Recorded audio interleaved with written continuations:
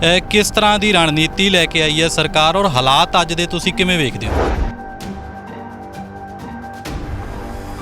इस दिन तो भारत दे विच केंद्र सरकार रिपीट कीती है, उस दिन तो साडे जिहड़े केंद्रीय कर्मचारी ने वो बहुत ज़्यादा परेशान ने। ਜਿਹੜੇ ਇੱਕ 2004 ਤੋਂ ਬਾਅਦ ਇੰਡੀਅਨ ਰੇਲਵੇ 'ਚ ਨੌਕਰੀ ਕਰ ਰਹੇ ਨੇ ਜਾਂ ਕੇਂਦਰ ਦੇ ਸਰਕਾਰ ਦੇ ਕਿਸੇ ਵੀ ਅਦਾਰੇ 'ਚ ਨੌਕਰੀ ਕਰਦੇ ਨੇ ਉਹਨਾਂ ਨੂੰ ਪੈਨਸ਼ਨ ਨਹੀਂ। ਔਰ ਇਹ ਹੈਰਾਨਗੀ ਦੀ ਗੱਲ ਹੈ ਜੇ ਕੋਈ ਐਮਐਲਏ ਐਮਪੀ ਇੱਕ ਦਿਨ ਲਈ ਵੀ ਕਿਸੇ ਸਟੇਟ ਦੇ ਵਿੱਚ ਜਾਂ ਕੰਟਰੀ ਦੇ ਵਿੱਚ ਐਮਐਲਏ ਐਮਪੀ ਬਣਦਾ ਹੈ ਤਾਂ ਉਹਨੂੰ ਪੈਨਸ਼ਨ ਹੈ। ਆਪਣੀ ਮਿਹਨਤ ਨਾਲ ਇਸ ਰੇਲ ਨੂੰ ਬਚਾਇਆ ਔਰ ਸਾਡੀ ਡੇ 1 ਤੋਂ ਕੋਸ਼ਿਸ਼ ਹੈ ਵੀ ਇਸ ਦੇਸ਼ ਦੇ ਵਿੱਚ ਕਾਰਪੋਰੇਟ ਘਰਾਣਿਆਂ ਦਾ ਹਮੇਸ਼ਾ ਵਿਰੋਧ ਕੀਤਾ ਹੈ, ਰੇਲਵੇ ਦੇ ਨਿੱਜੀਕਰਨ ਦਾ ਵਿਰੋਧ ਕੀਤਾ ਹੈ ਔਰ ਅਸੀਂ ਜਿਸ ਹੱਦ ਤੱਕ ਵੀ ਸਾਨੂੰ ਫੈਡਰੇਸ਼ਨ ਵੱਲੋਂ ਆਹਵਾਨ ਆਊਗਾ ਅਸੀਂ ਪੂਰੀ ਤਾਕਤ ਨਾਲ ਲੜਾਂਗੇ। बहाना की लाया जा रहा है कि घाटे 'ਚ जा रहा है रेलवे विभाग ਜਾਂ कोई होर ਤੁਹਾਨੂੰ ਪਿੱਛੇ ਕੋਈ ਇਸ ਤਰ੍ਹਾਂ ਦੀ ਗੱਲਬਾਤ ਲੱਗ? ਲੇਕਿਨ ਰੇਲ ਦੀ ਪੈਸੰਜਰ ਗੱਡੀਆਂ ਬੰਦ ਨੇ। ਉਹ ਇਸ ਲਈ ਬੰਦ ਨੇ ਕਿ ਸਰਕਾਰ ਨੇ ਜਿਹੜੀਆਂ 150 ਪ੍ਰਾਈਵੇਟ ਟ੍ਰੇਨਾਂ ਜਿਹੜੀਆਂ ਅੰਡਾਨੀ ਅੰਬਾਨੀ ਨਾਲ ਕਮਿਟਮੈਂਟ ਕੀਤੀ ਹੋਈ ਹੈ ਵੀ ਅਸੀਂ ਉਹ ਚਲਾਵਾਂਗੇ ਕਾਰਪੋਰੇਟ ਘਰਾਣੇ ਨਾਲ, ਉਹ ਟ੍ਰੇਨਾਂ 150 ਜਿਹੜੀਆਂ ਨੇ ਉਹ ਸਰਕਾਰ ਚਲਾਉਣਾ ਚਾਹੁੰਦੀ ਹੈ।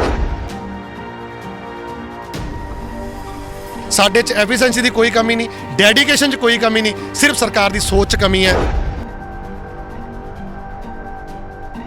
ਇਸ ਤਰੀਕੇ ਦੇ ਨਾਲ ਹੁਣ ਸਰਕਾਰ ਹਰ ਇੱਕ ਵਿਭਾਗ ਨੂੰ ਨਿੱਜੀਕਰਨ ਕਰਨ ਦੇ ਉੱਤੇ ਤੁਰੀ ਹੋਈ ਹੈ ਤੇ ਤੁਹਾਨੂੰ ਕੀ ਲੱਗਦਾ ਕਿ ਰੇਲਵੇ ਜੇਕਰ ਇਹਨੂੰ ਵੀ ਨਿੱਜੀਕਰਨ ਦੇ ਰਾਹ ਦੇ ਉੱਤੇ ਤੋਰਤਾ ਤੇ ਨੁਕਸਾਨ ਤੁਹਾਨੂੰ ਕੀ ਲੱਗਦਾ ਕਿ ਦੇਸ਼ ਪ੍ਰਤੀ ਜਾਂ ਲੋਕਾਂ ਦੇ ਪ੍ਰਤੀ ਕੀ ਹੋਊ?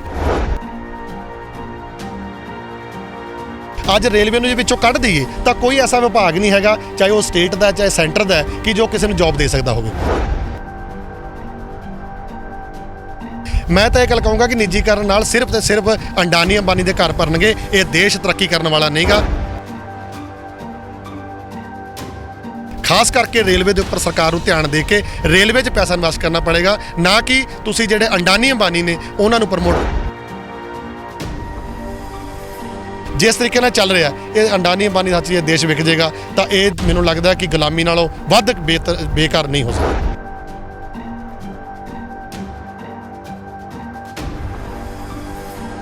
ਭਾਰਤ ਦੇ ਵਿੱਚ ਜਦੋਂ ਦੀ 2014 ਤੋਂ ਬਾਅਦ ਮੋਦੀ ਸਰਕਾਰ ਆਈ ਹੈ ਉਸ ਵੇਲੇ ਤੋਂ ਇੱਕ ਵੱਖਰੀ ਤੌਰ ਦੇ ਉੱਤੇ ਚਾਹੇ ਉਹ ਧਾਰਮਿਕ ਖੇਤਰ ਹੈ ਚਾਹੇ ਕਾਰਪੋਰੇਟ ਲੈਵਲ ਦੇ ਉੱਤੇ ਗੱਲਬਾਤ ਕਰੀਏ, ਸਰਕਾਰ ਦੀਆਂ ਜਿਹੜੀਆਂ ਨੀਤੀਆਂ ਨੇ ਉਹ ਤੋਂ ਕਿਤੇ ਨਾ ਕਿਤੇ ਮੁਲਾਜ਼ਮ ਵਰਗ ਵੀ ਔਖਾ ਹੈ, ਕਿਤੇ ਨਾ ਕਿਤੇ ਜਿਹੜੇ ਥੱਲੇ ਵਾਲਾ ਕੇਡਰ ਹੈ ਆਮ ਬੰਦਾ ਹੈ ਉਹ ਵੀ ਔਖਾ ਹੈ।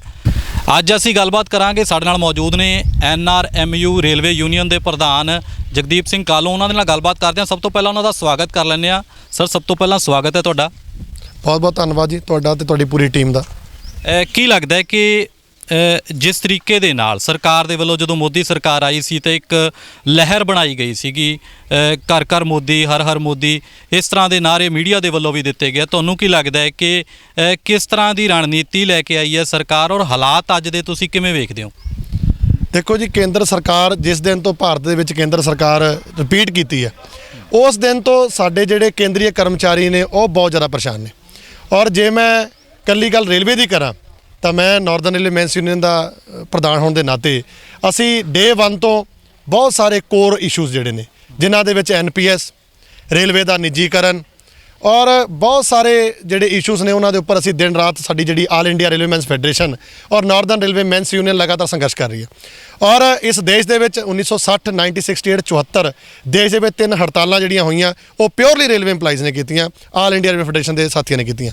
ਜਿਹੜੀ ਅੱਜ ਤੁਸੀਂ ਜਿਹੜੀ ਗੱਲ ਕਰ ਰਹੇ ਹੋ ਰੇਲਵੇ ਦੇ ਜਿਹੜਾ ਤੁਸੀਂ ਜਦੋਂ ਸਟਾਰਟਿੰਗ ਦੇ ਵਿੱਚ ਕਿਹਾ ਵੀ ਜਿਹੜੇ ਕਾਰਪੋਰੇਟ ਘਰਾਣੇ ਨੇ ਉਹਨਾਂ ਨੂੰ ਪ੍ਰਮੋਟ ਕੀਤਾ ਜਾ ਰਿਹਾ, ਇਹ 'ਚ ਕੋਈ ਦੋ ਰਾਏ ਨਹੀਂ। ਅੱਜ ਭਾਰਤੀ ਰੇਲਵੇ ਵਿਕਣ ਦੀ ਕਰਾਰ 'ਚ ਹੈ ਔਰ ਸਰਕਾਰ ਦੀ ਕਹਿਣੀ ਦੇ ਕਥਨੀ 'ਚ ਬਹੁਤ ਫਰਕ ਹੈ। ਤੁਹਾਡੇ ਸਾਹਮਣੇ ਲੋਕ ਸਭਾ ਦੇ ਵਿੱਚ ਸਾਡੇ ਦੇਸ਼ ਦੇ ਮਾਨਨੀय ਪ੍ਰਧਾਨ ਮੰਤਰੀ ਜੀ ਨੇ ਜਦ ਬਿਆਨ ਦਿੱਤਾ ਵੀ ਸਾਡੀ ਜਿਹੜੀ ਰੇਲਵੇ ਆ ਉਹਨੂੰ ਮੈਂ ਪ੍ਰਾਈਵੇਟ ਨਹੀਂ ਹੋਣ ਦਊਂਗਾ, ਔਰ ਉਸ ਦਿਨ ਤੋਂ ਡੇ 1 ਤੋਂ ਸਾਡੇ ਵਰਕਸ਼ਾਪਸ ਨੇ ਉਹ ਪ੍ਰਾਈਵੇਟ ਹੋ ਗਈਆਂ। ਔਰ ਮੈਂ ਤੁਹਾਨੂੰ ਇੱਕ ਹੋਰ ਬੜੀ ਹੈਰਾਨਗੀ ਦੀ ਗੱਲ ਦੱਸਾਂਗਾ, ਇਸ ਦੇਸ਼ ਦੇ ਵਿੱਚ ਕੀ ਤਰਾਸਦੀ ਹੈ ਕਿ ਜਿਸ ਦਿਨ ਤੋਂ ਲਾਕਡਾਊਨ ਹੋਇਆ ਇਸ ਦੇਸ਼ ਦੇ ਅੰਦਰ ਔਰ ਉਸ ਮਾਰਚ ਅੱਜ ਲਗਭਗ ਅੱਜ ਦੇ 1-2 ਦਿਨ ਅੱਗੇ ਪਿੱਛੇ ਲਾਕਡਾਊਨ ਹੋਇਆ, ਉਸ ਦਿਨ ਤੋਂ ਸਾਡੇ ਰੇਲਵੇ ਦੇ ਲਗਭਗ 12.5 ਲੱਖ ਕਰਮਚਾਰੀਆਂ ਨੇ ਦਿਨ ਰਾਤ ਇਸ ਰੇਲ ਨੂੰ ਚਲਾਇਆ। ਔਰ ਲਗਭਗ ਜੇ ਮੈਂ ਰਿਕਾਰਡ ਦੀ ਗੱਲ ਨਾ ਕਰਾਂ ਤੇ ਮੋਟੇ ਤੌਰ ਦੱਸਾਂ ਕਿ ਲਗਭਗ 450 ਦੇ ਕਰੀਬ ਸਾਡੇ ਜਿਹੜੇ ਨੌਜਵਾਨ ਜਾਂ ਸਾਡੇ ਕਰਮਚਾਰੀ ਨੂੰ ਸ਼ਹੀਦ ਹੋ ਗਏ। ਲੇਕਿਨ ਸਰਕਾਰ ਨੇ ਉਹਨਾਂ ਨੂੰ ਮਾਨਤਾ ਕੀ ਦੇਣਾ ਸੀਗਾ, ਉਹਨਾਂ ਦਾ ਸਤਿਕਾਰ ਕੀ, ਉਹਨਾਂ ਨੂੰ ਸ਼ਰਧਾਂਜਲੀ ਕੀ ਦੇਣੀ ਸੀਗੀ, ਉਹਨਾਂ ਦਾ ਜਿਹੜਾ DA ਜਿਹੜਾ ਡੀਅਰਨੈਸ ਅਲਾਊਂਸ ਹੈ ਸਾਡਾ, ਜਿਹੜਾ ਕੇਂਦਰੀ ਕਰਮਚਾਰੀ ਦਾ ਸੰਵਿਧਾਨਿਕ ਹੱਕ ਹੈ, ਉਹਦੀ ਵੀ ਜਿਹੜਾ ਉਹਨੂੰ ਸਾਡੀ ਸਰਕਾਰ ਨੇ ਖੋਲ੍ਹਿਆ। ਔਰ NPS ਸਾਡੇ ਦੇਸ਼ ਦੇ ਵਿੱਚ ਇੱਕ ਘੋਰ ਦੀ ਤਰ੍ਹਾਂ, ਇੱਕ ਖੋਰ ਦੀ ਤਰ੍ਹਾਂ ਲੱਗੀ ਹੋਈ ਹੈ। ਔਰ ਸਾਡੇ ਜਿਹੜੇ ਨੌਜਵਾਨ, ਸਾਡੇ ਵਰਗੇ ਸਾਥੀ ਜਿਹੜੇ 2004 ਤੋਂ ਬਾਅਦ ਇੰਡੀਅਨ ਰੇਲਵੇ 'ਚ ਨੌਕਰੀ ਕਰ ਰਹੇ ਨੇ ਜਾਂ ਕੇਂਦਰ ਦੇ ਸਰਕਾਰ ਦੇ ਕਿਸੇ ਵੀ ਅਦਾਰੇ 'ਚ ਨੌਕਰੀ ਕਰਦੇ ਨੇ, ਉਹਨਾਂ ਨੂੰ ਪੈਨਸ਼ਨ ਨਹੀਂ। ਔਰ ਇਹ ਹੈਰਾਨਗੀ ਦੀ ਗੱਲ ਹੈ, ਜੇ ਕੋਈ MLA MP ਇੱਕ ਦਿਨ ਲਈ ਵੀ ਕਿਸੇ ਸਟੇਟ ਦੇ ਵਿੱਚ ਜਾਂ ਕੰਟਰੀ ਦੇ ਵਿੱਚ MLA MP ਬਣਦਾ ਹੈ ਤਾਂ ਉਹਨੂੰ ਪੈਨਸ਼ਨ ਹੈ, ਲੇਕਿਨ ਸਾਡਾ ਕਰਮਚਾਰੀ ਆਪਣੀਆਂ ਜਾਨਾਂ ਤੇ ਖੇਡਦੇ ਹੋਇਆਂ ਇਸ ਭਾਰਤੀ ਰੇਲਵੇ ਨੂੰ ਚਲਾਉਂਦਾ ਹੈ। ਕਿਉਂਕਿ ਮੈਂ ਰੇਲਵੇ ਦਾ ਯੂਨੀਅਨ ਦਾ ਲੀਡਰ ਹੋਣ ਦੇ ਨਾਤੇ ਮੇਰੀ ਫਰਜ਼ ਹੈ, ਮੈਂ ਰੇਲਵੇ ਦੀ ਗੱਲ ਕਰੂੰਗਾ। ਔਰ ਇਹ ਸਾਰੇ ਜਿੰਨੇ ਕੇਂਦਰੀ ਕਰਮਚਾਰੀ ਨੇ ਸਭ ਨਾਲ ਹੀ ਇੱਜ਼ਤ ਦਿੱਤੀ ਹੈ। ਔਰ ਅੱਜ ਦੇਸ਼ ਦੇ ਵਿੱਚ, ਪੂਰੀ ਦੁਨੀਆ ਦੇ ਵਿੱਚ ਜੇ ਸਭ ਤੋਂ ਵੱਧ ਮਿਹਨਤ ਕਰਨ ਵਾਲੇ ਕਰਮਚਾਰੀ ਨੇ ਉਹ ਰੇਲਵੇ ਕਰਮਚਾਰੀ ਨੇ। ਮੈਂ ਇੱਕ ਗੱਲ ਹੋਰ ਜ਼ਰੂਰ ਕੋਟ ਕਰਨਾ ਚਾਹੂੰਗਾ, ਅਸੀਂ ਜਿਸ ਦਿਨ ਡੇ 1 ਤੋਂ ਲਾਕਡਾਊਨ ਦੀ ਮੈਂ ਤੁਹਾਡੇ ਨਾਲ ਗੱਲ ਕੀਤੀ, ਸਾਡੇ ਜਿਹੜਾ ਸਟਾਫ ਹੈ ਉਹਨੇ ਦਿਨ ਰਾਤ ਡਿਊਟੀ ਕਰੀ। ਸਾਡੇ ਰੇਲਵੇ ਦਾ ਜਿਹੜਾ ਪ੍ਰਚਾਲਨ ਹੈ, ਗੁੱਡਸ ਹੈ ਜਿਹੜਾ, ਉਹ ਸਾਡਾ ਕੰਟੀਨਿਊ ਚੱਲਿਆ। ਔਰ ਸਾਡੇ ਕਰਮਚਾਰੀਆਂ ਨੂੰ ਕੇਂਦਰ ਸਰਕਾਰ ਨੇ ਇੱਕ ਵਾਰੀ ਇਹ ਵੀ ਨਹੀਂ ਕਿਹਾ ਕਿ ਇਹ ਫਰੰਟ ਲਾਈਨ ਸਟਾਫ ਨੇ।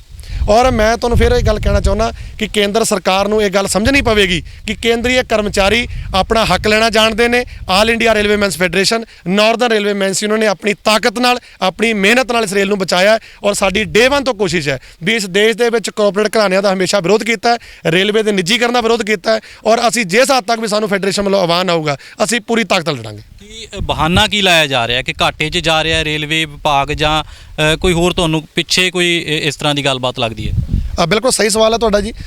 ਸਰਕਾਰ ਤਾਂ ਇਹੀ ਕਹਿ ਰਹੀ ਹੈ ਕਿ ਰੇਲਵੇ ਬਹੁਤ ਘਾਟੇ 'ਚ ਹੈ, ਲੇਕਿਨ ਮੈਂ ਜਿੰਨਾ ਕੁ ਸਾਨੂੰ ਸਮਝ ਆ, ਜਿੰਨਾ ਕੁ ਰਿਕਾਰਡ ਦੇਖਿਆ, ਰੇਲਵੇ ਕੋਈ ਮੁਨਾਫੇ ਵਾਲੀ ਚੀਜ਼ ਨਹੀਂ।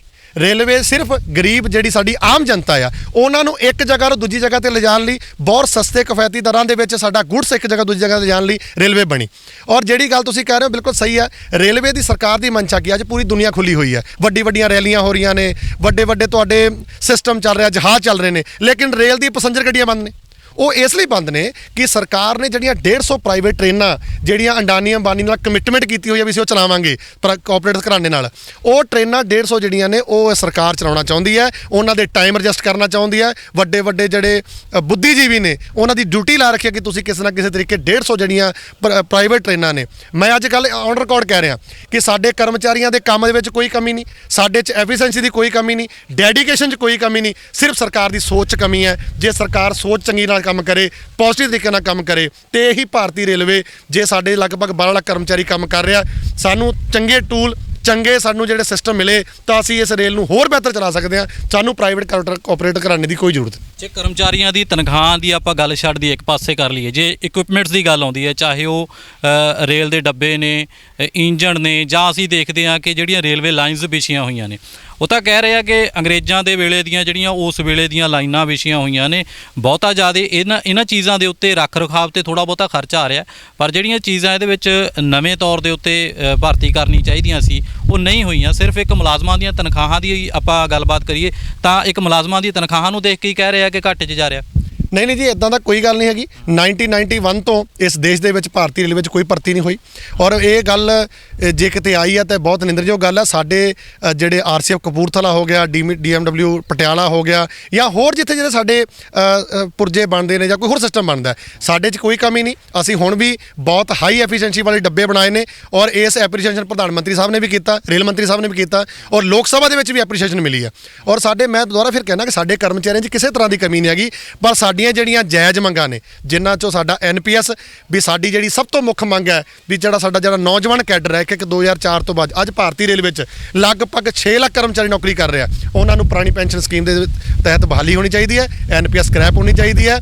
DA ਵਰਗਾ ਜਿਹੜਾ ਸਾਡਾ ਸੰਵਿਧਾਨਕ ਹੱਕ ਹੈ, ਸਾਡੇ ਕਰਮਚਾਰੀਆਂ ਨੇ ਆਪਣੀਆਂ ਪ੍ਰਾਣਾਂ ਦੀ ਹੁਤੀ ਦੇ ਕੇ ਇਸ ਜਿਹੜਾ ਸਾਡਾ DA ਹੈ ਉਹਨੂੰ ਦਿਲਵਾਇਆ, ਸਾਡਾ DA ਮਿਲਣਾ ਚਾਹੀਦਾ। ਮੈਂ ਅੱਜ ਵੀ ਕਹਿਣਾ ਕਰਮਚਾਰੀਆਂ ਦੇ ਵਿੱਚ ਕਿਸੇ ਤਰ੍ਹਾਂ ਦੀ ਕੋਈ ਕਮੀ ਨਹੀਂ, ਕਰਮਚਾਰੀ ਪੂਰੀ ਡੈਡੀਕੇਸ਼ਨ ਨਾਲ ਕੰਮ ਕਰ ਰਹੇ ਨੇ। ਸਰਕਾਰ ਥੋੜੀ ਜਿਹੀ ਮਨਸ਼ਾ ਜਿਹੜੀ ਹੈ ਉਹ ਕਰਮਚਾਰੀਆਂ ਦੇ ਪ੍ਰਤੀ ਹੱਕਾਂ ਲਈ ਗੱਲ ਕਰੇ ਤਾਂ ਮੈਨੂੰ ਪੂਰੀ ਉਮੀਦ ਹੈ ਵੀ ਮੈਂ ਇਸ ਗੱਲ ਨੂੰ ਹੋਰ ਕਹਿਣਾ ਕਿ ਭਾਰਤੀ ਰੇਲਵੇ ਬਹੁਤ ਵੱਡਾ ਆਰਗੇਨਾਈਜੇਸ਼ਨ ਹੈ।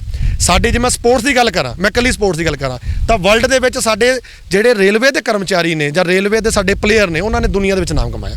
ਅੱਜ ਲੋੜ ਹੈ ਵੀ ਸਾਡੇ ਜਿਹੜੇ ਨੌਜਵਾਨ ਕਰਮਚਾਰੀ ਨੇ ਰੇਲਵੇ 'ਚ ਭਰਤੀ ਹੋਣ, ਚੰਗੇ ਪਲੇਅਰ ਭਰਤੀ ਹੋਣ, ਰੇਲਵੇ ਦਾ ਨਾਮ ਪੂਰੀ ਦੁਨੀਆ 'ਚ ਹੋਵੇ। ਥੋੜ੍ਹੇ ਦਿਨ ਪਹਿਲਾਂ 2018 'ਚ ਵਰਲਡ ਰੇਲਵੇ ਹੋਈ, ਸਾਡੀ ਇੰਡੀਆ ਦੀ ਸਾਈਕਲਿੰਗ ਟੀਮ ਜਿਹੜੀ ਹੈ ਉਹ ਚੈਂਪੀਅਨ ਹੋਈ। ਔਰ ਵਰਲਡ ਦੇ ਵਿੱਚ ਜਿਹੜੇ ਏਸ਼ੀਅਨ ਗੇਮ ਲਾ ਲਓ, ਕਾਮਨਵੈਲਥ ਗੇਮ ਲਾ ਲਓ, ਉਹਦੇ ਵਿੱਚ ਵੀ ਸਾਡੇ ਜਿਹੜੇ ਰੇਲਵੇ ਦੇ ਖਿਡਾਰੀ ਨੇ ਬਹੁਤ ਚੰਗਾ ਨਾਮ ਕਰ ਰਹੇ ਨੇ। ਸਰਕਾਰ ਨੂੰ ਜੌਬ ਓਪਰਚੁਨਿਟੀ ਬਣਾਉਣੀਆਂ ਪੈਣਗੀਆਂ। ਅੱਜ ਇਸ ਬੇਰੁਜ਼ਗਾਰ ਦੇਸ਼ ਦੇ ਵਿੱਚ ਸਿਰਫ ਆਮ ਜੇ ਆਪਾਂ ਪੰਜਾਬ ਦੀ ਗੱਲ ਛੱਡ ਦਈਏ, ਬਾਕੀ ਸਟੇਟਾਂ ਦੀ ਗੱਲ ਕਰ ਲਈਏ ਤਾਂ ਬਹੁਤ ਸਾਰੇ ਜਿਵੇਂ ਰਾਜ ਜਿਵੇਂ ਬਿਹਾਰ ਹੈ, ਪੱਛਮੀ ਬੰਗਾਲ ਹੈ, ਮੱਧ ਪ੍ਰਦੇਸ਼ ਹੈ, ਕਰਨਾਟਕਾ ਆ, ਇਹ ਲੋਕ ਸਿਰਫ ਰੇਲਵੇ ਦੀ ਇੰਪਲੋਇਮੈਂਟ ਨੂੰ ਦੇਖਦੇ ਨੇ। ਔਰ ਇਸ ਗੱਲ ਦੇ ਵਿੱਚ ਕੋਈ ਦੋ ਰਾਏ ਨਹੀਂ ਕਿ ਅੱਜ ਦੁਨੀਆ ਦੇ ਵਿੱਚ ਸਭ ਤੋਂ ਵੱਡਾ ਇੰਪਲਾਇਰ ਜਿਹੜਾ ਹੈ ਅੱਜ ਵੀ ਰੇਲਵੇ ਹੈ। ਪਰ ਸਰਕਾਰ ਨੂੰ ਇਸ ਗੱਲ ਦੀ ਸੋਚਣਾ ਪਏਗਾ ਕਿ ਅਸੀਂ ਜਿਹੜਾ ਹੈਗਾ ਸਰਕਾਰੀ ਸਿਸਟਮ ਨੂੰ ਡਿਵੈਲਪ ਕਰੀਏ, ਆਪਣੇ ਸਿਸਟਮ ਟੂਲ ਨੂੰ ਜਿਹੜਾ ਉਹਨੂੰ ਡਿਵੈਲਪ ਕਰਕੇ ਇਹਦੇ ਵਿੱਚ ਪੈਸਾ ਇਨਵੈਸਟ ਕਰਕੇ, ਨਾ ਕਿ ਪ੍ਰਾਈਵੇਟ ਅੰਪਾਇਰ ਅਡਾਨੀ ਅੰਬਾਨੀ ਨੂੰ ਦਈਏ। ਅਸੀਂ ਚਾਹੁੰਦੇ ਹਾਂ ਕਿ ਸਾਡੇ ਜਿਹੜੇ ਇੰਪਲਾਈ ਨੇ ਉਹਨਾਂ ਦਾ ਹੱਥ ਮਜ਼ਬੂਤ ਕੀਤਾ ਜਾਵੇ। ਰੇਲ ਦੀ ਸਪੀਡ ਦੀ ਸਾਨੂੰ ਕੋਈ ਕਮੀ ਨਹੀਂ। ਅੱਜ ਵੀ ਸਾਡੀ ਸ਼ਤਾਬਦੀ ਜਿਹੜੀ ਹੈ 120 ਕਿਲੋਮੀਟਰ ਪਰ ਆਵਰ ਦੀ ਸਪੀਡ ਚੱਲ ਰਹੀ ਹੈ। ਅਸੀਂ 150 ਚਲਾਉਣ ਨੂੰ ਤਿਆਰ ਹਾਂ, ਪਰ ਸਾਨੂੰ ਟੂਲ ਦਿੱਤਾ ਜਾਵੇ, ਸਾਡੀ ਜਿਹੜੀ ਭਰਤੀ ਹੈ ਉਹ ਖੋਲੀ ਜਾਵੇ, ਜਿਹੜੇ ਸਾਡੀਆਂ ਬੇਸਿਕ ਨੀਡਸ ਨੇ ਜਿਹੜੇ ਸਾਡੇ, ਕਿਉਂਕਿ ਦੇਖੋ ਇੱਕ ਗੱਲ ਤੈਅ ਹੈ ਕਿ ਹਰ ਵਾਰੀ ਇਹ ਗੱਲ ਕਹਿ ਦੇਣੀ ਜੀ ਇਹ ਤਨਖਾਹਾਂ ਬਹੁਤ ਨੇ। 7th ਪੇ ਕਮਿਸ਼ਨ 'ਚ ਜੇ ਮੈਂ ਰਿਕਾਰਡਿੰਗ ਤੌਰ ਤੇ ਕਹਾਂ 7th ਪੇ ਕਮਿਸ਼ਨ ਸਭ ਤੋਂ ਵੱਧ ਜੇ ਪੇ ਹਾਈਕ ਹੋਈ ਹੈ ਕਲਾਸ 1 ਅਫੀਸਰ ਦੀ ਹੋਈ। ਮੁਲਾਜ਼ਮ ਫਿਰ ਵੀ ਉੱਥੇ ਹੀ ਹੈ, ਲੇਕਿਨ ਕੋਸ਼ਿਸ਼ ਹੈ ਸਾਡੇ ਜਿਹੜੇ ਮੁਲਾਜ਼ਮ ਨੇ ਉਹ ਸੈਕਰੀਫਾਈਸ ਕਰਨਾ ਜਾਣਦੇ ਨੇ, ਉਹ ਇਸ ਦੇਸ਼ ਲਈ ਨੇ। ਔਰ ਸਾਡੀ ਤੇ ਸੋਚ ਹੈ ਕਿ ਜੇ ਦੇਸ਼ ਵਧੇਗਾ, ਰੇਲ ਬਚੇਗੀ ਤਾਂ ਸਾਡੇ ਪਰਿਵਾਰ ਬਚਣਗੇ। ਤੁਹਾਨੂੰ ਕੀ ਲੱਗਦਾ ਕਿ ਜਿਸ ਤਰੀਕੇ ਦੇ ਨਾਲ ਹੁਣ ਸਰਕਾਰ ਹਰ ਇੱਕ ਵਿਭਾਗ ਨੂੰ ਨਿੱਜੀਕਰਨ ਕਰਨ ਦੇ ਉੱਤੇ ਤੁਰੀ ਹੋਈ ਹੈ, ਤੇ ਤੁਹਾਨੂੰ ਕੀ ਲੱਗਦਾ ਕਿ ਰੇਲਵੇ ਜੇਕਰ ਇਹਨੂੰ ਵੀ ਨਿੱਜੀਕਰਨ ਦੇ ਰਾਹ ਦੇ ਉੱਤੇ ਤੋਰਤਾ ਤੇ ਨੁਕਸਾਨ ਤੁਹਾਨੂੰ ਕੀ ਲੱਗਦਾ ਕਿ ਦੇਸ਼ ਪ੍ਰਤੀ ਜਾਂ ਲੋਕਾਂ ਦੇ ਪ੍ਰਤੀ ਕੀ ਹੋਊਗਾ? ਬਿਲਕੁਲ ਜੀ, ਮੈਂ ਆਲਰੇਡੀ ਸਾਰੀ ਗੱਲ ਕੋਡ ਕਰ ਚੁੱਕਾ ਹਾਂ। ਪਰ ਇਹਦੇ ਵਿੱਚ ਨਿੱਜੀਕਰਨ ਦਾ ਸਭ ਤੋਂ ਵੱਡਾ ਜਿਹੜਾ ਸਾਰੇ ਲੋਕਾਂ ਨੂੰ ਇਹ ਗੱਲ ਸਮਝ ਆ ਰਹੀ ਹੈ ਵੀ ਅੱਜ ਸਾਡੇ ਦੇਸ਼ ਦੇ ਵਿੱਚ ਲੋਕ ਬੜੀਆਂ ਯੂਨੀਵਰਸਿਟੀਆਂ ਡਿਗਰੀਆਂ ਕਰ ਰਹੇ ਨੇ। ਕਾਹਦੇ ਲਈ ਕਰ ਰਹੇ ਨੇ? ਕਿ ਅਸੀਂ ਕੋਈ ਚੰਗੀ ਨੌਕਰੀ ਕਰਾਂਗੇ। ਅੱਜ ਰੇਲਵੇ ਨੂੰ ਜੇ ਵਿੱਚੋਂ ਕੱਢ ਦਈਏ ਤਾਂ ਕੋਈ ਐਸਾ ਵਿਭਾਗ ਨਹੀਂ ਹੈਗਾ, ਚਾਹੇ ਉਹ ਸਟੇਟ ਦਾ ਚਾਹੇ ਸੈਂਟਰ ਦਾ, ਕਿ ਜੋ ਕਿਸੇ ਨੂੰ ਜੌਬ ਦੇ ਸਕਦਾ ਹੋਵੇ। ਕਿਉਂਕਿ ਸਾਡੇ 'ਚ ਲੋਕੋ ਪਾਇਲਟ ਵੀ ਭਰਤੀ ਹੁੰਦੇ ਨੇ, ਸਾਡੇ ਟਰੈਕਮੈਨ ਵੀ ਭਰਤੀ ਹੁੰਦੇ ਨੇ, ਸਾਡੇ ਪੁਆਇੰਟਸਮੈਨ ਵੀ ਭਰਤੀ ਹੁੰਦੇ ਨੇ, ਸਾਡੇ ਸਟੇਸ਼ਨ ਮਾਸਟਰ ਵੀ ਭਰਤੀ ਹੁੰਦੇ ਨੇ। ਮੈਂ ਤਾਂ ਇਹ ਗੱਲ ਕਹੂੰਗਾ ਕਿ ਨਿੱਜੀਕਰਨ ਨਾਲ ਸਿਰਫ ਤੇ ਸਿਰਫ ਅਡਾਨੀ ਅੰਬਾਨੀ ਦੇ ਘਰ ਭਰਨਗੇ। ਇਹ ਦੇਸ਼ ਤਰੱਕੀ ਕਰਨ ਵਾਲਾ ਨਹੀਂਗਾ। ਜੇ ਇਸ ਦੇਸ਼ ਨੂੰ ਬਚਾਉਣਾ ਹੈ, ਇਸ ਰੇਲ ਨੂੰ ਬਚਾਉਣਾ ਹੈ, ਤਾਂ ਸਰਕਾਰ ਨੂੰ ਆਪਣੀ ਨੀਤੀ ਦੇ ਵਿੱਚ ਚੇਂਜ ਕਰਨਾ ਪਏਗਾ। ਔਰ ਕੇਂਦਰੀ ਕਰਮਚਾਰੀਆਂ ਨੂੰ ਖਾਸ ਕਰਕੇ ਰੇਲਵੇ ਦੇ ਉੱਪਰ ਸਰਕਾਰ ਨੂੰ ਧਿਆਨ ਦੇ ਕੇ ਰੇਲਵੇ 'ਚ ਪੈਸਾ ਇਨਵੈਸਟ ਕਰਨਾ ਪੜੇਗਾ, ਨਾ ਕਿ ਤੁਸੀਂ ਜਿਹੜੇ ਅਡਾਨੀ ਅੰਬਾਨੀ ਨੇ ਉਹਨਾਂ ਨੂੰ ਪ੍ਰਮੋਟ ਕਰੋਗੇ। ਮੈਂ ਫਿਰ ਦੁਬਾਰਾ ਕਹਿਣਾ ਕਿ ਸਰਕਾਰ ਜੇ ਚੰਗੀ ਸੋਚ ਰੱਖ ਲਵੇ, ਇਹੀ ਕਰਮਚਾਰੀ 150 ਕਿਲੋਮੀਟਰ ਪਰ ਆਵਰ ਦੀ ਸਪੀਡ ਤੇ ਵੀ ਰੇਲ ਚਲਾਉਣ ਨੂੰ ਤਿਆਰ ਨੇ। ਪਰ ਹੁਣ ਤੱਕ ਜਿਹੜਾ ਆਪਾਂ ਰਵੱਈਆ ਦੇਖਦੇ ਹਾਂ, ਜਿਸ ਤਰੀਕੇ ਦੀ ਮੋਦੀ ਦੀ ਰਾਜਨੀਤੀ ਰਹੀ ਹੈ, ਉਹ ਜੇ ਕੋਈ ਫੈਸਲਾ ਲਿਆ ਸਰਕਾਰ ਨੇ ਤਾਂ ਪਿੱਛੇ ਨਹੀਂ ਹਟੇਗੇ। ਦੇਖੋ ਜੀ, ਇਹ ਤਾਂ ਸਰਕਾਰਾਂ ਦਾ ਆਪਣਾ ਆ, ਪਰ ਮੈਂ ਜ਼ਰੂਰ ਇਹ ਗੱਲ ਤੁਹਾਨੂੰ ਕਹਿ ਦੇਣਾ ਚਾਹੁੰਦਾ ਕਿ ਸਾਲ 1960, 90, 68 ਔਰ 74 ਤਿੰਨ ਜਿਹੜੀਆਂ ਹੜਤਾਲਾਂ ਦੇਸ਼ ਦੇ ਵਿੱਚ ਹੋਈਆਂ ਨੇ, ਉਹ ਪੂਰੀ ਤਾਕਤ ਨਾਲ ਆਲ ਇੰਡੀਆ ਰੇਲਵੇਮੈਨਸ ਫੈਡਰੇਸ਼ਨ ਦੇ ਰੇਲਵੇ ਦੇ ਇੱਕ ਕਰਮਚਾਰੀਆਂ ਨੇ ਆਪਣੀ ਪੂਰੀ ਤਾਕਤ ਨਾਲ ਕਰਾਈਆਂ ਨੇ। ਔਰ ਇਹਦੇ 'ਚ ਕੋਈ ਦੋ ਰਾਏ ਨਹੀਂ ਕਿ ਸ਼ਹੀਦੀਆਂ ਵੀ ਹੋਈਆਂ, ਬਹੁਤ ਸਾਰੇ ਸਾਥੀਆਂ ਨੇ ਆਪਣੇ ਪ੍ਰਾਣਾਂ ਦੀ ਆਹੂਤੀ ਦਿੱਤੀ ਹੈ। ਲੇਕਿਨ ਸਰਕਾਰ ਇਸ ਗੱਲ ਦੀ ਮਨਸ਼ਾ ਨਾ ਕਰੇ ਕਿ ਕੇਂਦਰੀ ਕਰਮਚਾਰੀ ਜਾਂ ਖਾਸ ਕਰਕੇ ਪਾਰਟੀਕੂਲਰ ਰੇਲਵੇ ਕਰਮਚਾਰੀ ਨੇ ਜਿਹੜੇ ਉਹ ਸਰਕਾਰ ਦੀ ਇਹਨਾਂ ਧਮਕੀਆਂ ਡਰਨ ਵਾਲੇ ਨੇ। ਜੋ ਸਾਡਾ ਫੈਸਲਾ ਆਲ ਇੰਡੀਆ ਰੇਲਵੇਮੈਨਸ ਫੈਡਰੇਸ਼ਨ ਔਰ ਨਾਰਦਰਨ ਰੇਲਵੇਮੈਨਸ ਯੂਨੀਅਨ ਦਾ ਆਏਗਾ, ਉਹਦੀ ਇਨ-ਬਿਨ ਪਾਲਣਾ ਹੋਊਗੀ। ਉਹ ਫੈਸਲਾ ਸਾਡੀ ਕੇਂਦਰੀ ਲੀਡਰਸ਼ਿਪ ਦਾ ਹੋਏਗਾ, ਜੋ ਸਾਨੂੰ ਹੁਕਮ ਆਊਗਾ। ਕਿਉਂਕਿ ਮੈਂ ਤੁਹਾਨੂੰ ਇਹ ਗੱਲ ਕਹਿ ਦੇਣਾ ਚਾਹੁੰਦਾ ਕਿ ਜਿਹੜੇ ਸਾਡੇ ਸੀਨੀਅਰ ਲੀਡਰਾਂ ਨੇ ਉਹ ਬਹੁਤ ਸੁਲਝੇ ਹੋਏ ਬੜੇ ਸੀਜ਼ਨ ਲੀਡਰ ਨੇ। ਉਹਨਾਂ ਨੂੰ ਇਸ ਗੱਲ ਦਾ ਪਤਾ ਹੈ ਵੀ ਸਾਡਾ, ਕਿਉਂਕਿ ਅਸੀਂ ਗਵਰਨਮੈਂਟ ਐਮਪਲਾਈ ਹੋਣ ਕਰਕੇ ਸਾਡਾ ਇੱਕ ਦਾਇਰਾ ਆ। ਅਸੀਂ ਪਹਿਲਾਂ ਸਰਕਾਰ ਨੂੰ ਮੈਮੋਰੰਡਮ ਦਿੰਦੇ ਹਾਂ, ਸਰਕਾਰ ਨਾਲ ਡਿਸਕਸ਼ਨ ਕਰਦੇ ਹਾਂ। ਲੇਕਿਨ ਸਰਕਾਰ ਨੂੰ ਵੀ ਇਸ ਗੱਲ ਦਾ ਪਤਾ ਹੈ, ਤੁਹਾਡੇ ਧਿਆਨ 'ਚ ਹੋਏਗਾ ਕਿਉਂਕਿ ਮੀਡੀਆ ਵਾਲੇ ਭਰਾ ਸਾਹਿਬ ਜਾਣਦੇ ਨੇ ਕਿ ਸਾਲ 2016 ਦੇ ਵਿੱਚ ਵੀ ਜੁਲਾਈ ਦੇ ਮਹੀਨੇ ਸਰਕਾਰ ਨੇ ਕੇਂਦਰੀ ਕਰਮਚਾਰੀਆਂ ਦੇ ਕੁਝ ਗੱਲਾਂ ਔਰ ਰੇਲਵੇ ਦੀ ਖਾਸ ਕਰਕੇ ਪਾਰਟੀਕੂਲਰ ਗੱਲ ਕਰਾਂ ਮੈਂ, ਤੇ ਇਹਨਾਂ ਨੇ ਕਿਹਾ ਜੀ ਅਸੀਂ ਬਿਲਕੁਲ ਗੱਲ ਨਹੀਂ ਸੁਣਨੀ। ਪਰ ਅਖੀਰ ਦੇ ਵਿੱਚ ਹੋਇਆ ਇਹ ਕਿ ਜਿਹੜੇ ਕੇਂਦਰੀ ਕਰਮਚਾਰੀ ਨੇ ਰੇਲਵੇ ਕਰਮਚਾਰੀ ਨੂੰ ਹੜਤਾਲ ਦਾ ਬਿਗਲ ਵਜਾਤਾ ਤੇ ਸਰਕਾਰ ਨੂੰ ਰਾਤੋਂ ਰਾਤ, ਪ੍ਰਧਾਨ ਮੰਤਰੀ ਸਾਹਿਬ ਬਾਹਰ ਸੀਗੇ, ਰਾਤੋਂ ਰਾਤ ਉਹਨਾਂ ਨੂੰ ਆਪਣਾ ਫੈਸਲਾ ਰੱਦ ਕਰਨਾ ਪਿਆ ਔਰ ਇੱਕ ਕਮੇਟੀ ਬਣਾ ਕੇ ਇਹ ਗੱਲ ਕਹਿ ਰਹੀ ਸੀ ਕਿ ਤੁਹਾਡੀਆਂ ਸਾਰੀਆਂ ਜਿਹੜੀਆਂ ਮੰਗਾਂ ਨੇ ਮੰਨ ਲਵਾਂਗੇ। ਲੇਕਿਨ ਉਹਦੇ ਵਿੱਚ ਕੋਈ ਬਹੁਤਾ ਫਰਕ ਨਹੀਂ ਹੋਇਆ, ਕਿਉਂਕਿ ਅਸੀਂ ਇਸ ਦੇਸ਼ ਨੂੰ ਚਲਾਉਣਾ ਚਾਹੁੰਦੇ ਹਾਂ, ਅਸੀਂ ਇਸ ਰੇਲ ਨੂੰ ਚਲਾਉਣਾ ਚਾਹੁੰਦੇ ਹਾਂ। ਕਿਉਂਕਿ ਸਾਰੀ ਦੁਨੀਆ ਸਰਕਾਰ ਜੋ ਮਰਜ਼ੀ ਕਵੇ, ਲੇਕਿਨ ਸੱਚਾਈ ਹੈ ਕਿ ਜਿਹੜੀ ਗਰੀਬੀ ਰੇਖਾ ਤੋਂ ਥੱਲੇ ਲੋਕ ਨੇ ਉਹ ਅੱਜ ਵੀ ਰੇਲਵੇ ਨੂੰ ਆਪਣਾ ਇੱਕ ਮਨ ਭਾਉਂਦੀ ਜਿਹੜੀ ਹੈ ਸਫ਼ਰ ਮੰਨਦੇ ਨੇ, ਉਹ ਲੋਕ ਕਰਦੇ ਨੇ।